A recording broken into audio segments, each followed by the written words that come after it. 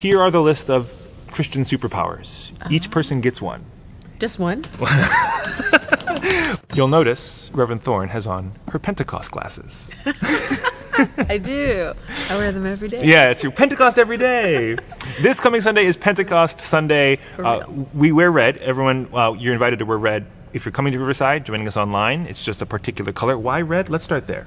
Because it's symbolic of the Holy Spirit. Yeah, a little bit of fire, because Pentecost Sunday is when, in the story in Acts, they were gathered for the festival called Pentecost. Did you know that Pentecost wasn't made up for the New Testament? It was actually a thing from the book of Exodus, 50 days after the giving of the Torah. That's what Penta has to do anyway. Penta. Yeah. And then they're in the upper room, not sure what to do. This loud rushing wind, interesting, the word wind is the same word for spirit, comes in, and tongues of fire, not like tongues, but tell them the word. Oh, pneuma, by the way.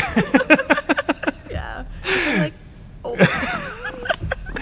Tongues of fire on everyone's head, which is also not like your tongue in your mouth. That's what Correct. I thought as a kid. Yes. And I was like, that's weird. But it's just little flames, which is also weird. Yes, it is. Yeah. But that was the symbol of the Holy Spirit's presence. So that's where the red fire comes in. Yep. Okay, Pentecost. And then we're going to do 1 Corinthians 12 at the same time, spiritual gifts. Correct. And I think Pentecost is the only Sunday when we wear red. I think you're right, too. There might be one more, but I think it's... You would think it would be Christmas, but Christmas is white and gold. You get pink in Advent. I think red is just... And ordinations we wear. And ordinations. Which, again, is for the same reason of the Holy Spirit's power presence. Yeah. Yep. So, I used to own a pair of red pants. I no longer do. Yes. They were great. And I would call it Pants-to-cost. That's so bad. So all this is to say a lot of things. We'll get into the sermon in a minute. Wear your red on, especially this coming Sunday. Yeah. But how are you? What is Pentecost and the spiritual gifts? How does that kind of sit with you when you think about this coming Sunday? I'm not saying you have to have your whole sermon written ready for us right now, but just what's kind of floating in the recipe? Well, who is the theologian who said, "Go set the world on fire"? Is it Buechner? I don't know. Well, Jim will probably. It's right here on screen.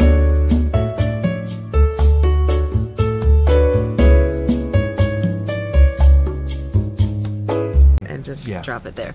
I think there's something about going to set the world on fire and spiritual gifts that come together, because I believe that we are all given gifts and that we're meant, as you probably have learned from the parables, to do something with those gifts, to not bury them, but to use them for the benefit of others. And whether those gifts are financial, educational, relational, maybe we are a good connector, maybe we are good at providing, maybe we are great with ideas. Whatever the thing is, it's not meant for our own benefit solely. It is meant for the kingdom, for creation. And so I think that's, for me, the connection with fire and gifts. And wait a minute, you just subtly did a thing that I hope we all picked up on. You just totally reoriented our approach to spiritual gifts. Oh, did I? Well, okay, maybe it's just me, because I grew up being told, here are the list of Christian superpowers. Each person gets one. Just one?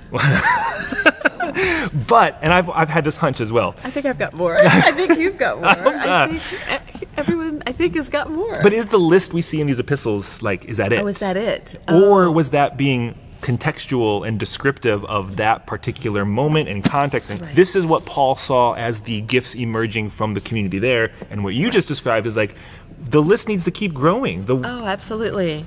And Paul, as you said, described what he saw in the community there. But there were probably a lot of things he didn't see. Yeah. And I imagine there were children, there probably were women who had gifts, but they weren't the central characters in that time. So likely he missed those gifts. But the reason I think there's a good argument for more gifts and ever expanding gifts is that God is more and God is ever expanding. And we're all so dynamic and different that there's got to be room for more gifts to be on the scene than what we can imagine because of who God is. Especially more than just what one dude wrote down 2,000 years ago. Without a doubt. Without a doubt. That I am sure of. And if nothing else, Paul's really attending to, as he does in every part of Corinthians, some sort of a conflict happening where people were like, my gift is better than yours. I'm more important than you. And he has the whole metaphor of a body. And, you need every single part. Because if you don't have all of them, something's not... You even need your pinky. Have you ever tried to hold your cell phone without your pinky? It becomes very difficult, which I know that's probably not Paul's problem, but still. And if you try to stand and you don't have your pinky toe, you actually can't balance. Your pinky toe is like a kickstand for your body. So we have to value, I think, treasure and appreciate all of the parts of the body. The eyes, the ears, the feet, everything. We often say that we are God's hands and feet, but it would be, I think, really wonderful for us to think about other parts of the body, particularly for those who may not have the use of limbs. Some of our theology is very ableist, and it doesn't take into consideration siblings who may not have the activity of their limbs.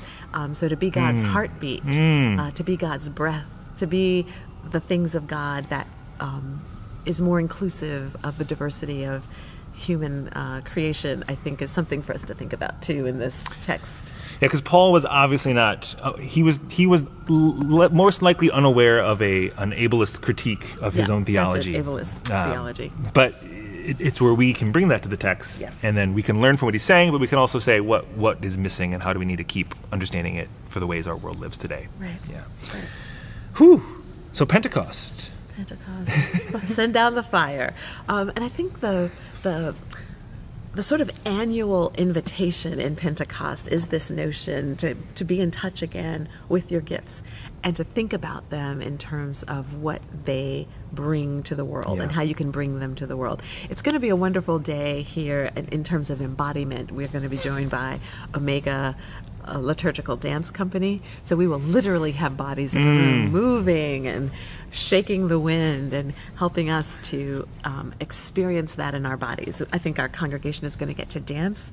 The dancers are going to lead us through some simple gestures, and so that we'll have another experience of the Spirit other than just singing and hearing the preached word. We'll get our bodies involved.